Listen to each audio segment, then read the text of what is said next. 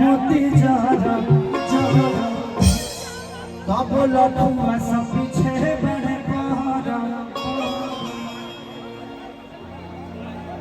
कि तपना बाजारा में हमारा के आए देबूगा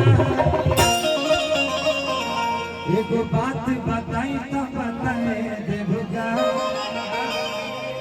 अलाइन बनी से लगाए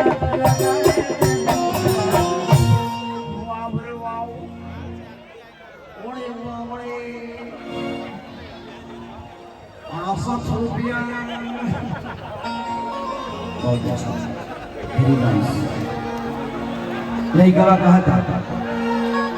कि सोना जैसन रूप बसना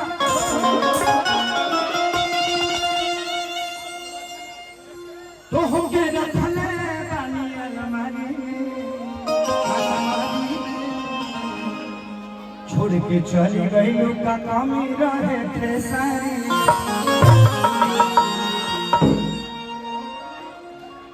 कि दिल में दर्द रहता बाकी काम करत ना दवाई आया जी दुख में बानी कर कारण हमारे भाई ओ माय गॉड नहीं कहता मैं इसे कहते हैं बाबू कि नहीं खेते ही जाने सोना मोती जरा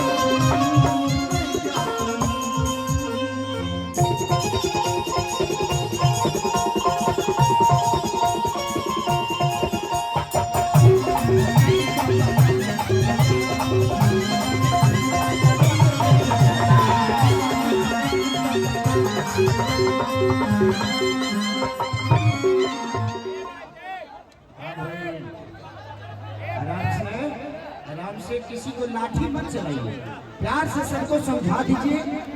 क्योंकि इन पे लाठी चलती है ना तो खेसारी लाल यादव को लगती है, क्योंकि ये मेरी जान है, मेरी जिंदगी है और इस जान के लिए ही खेसारी लाल यादव यहाँ तक पहुँचा है।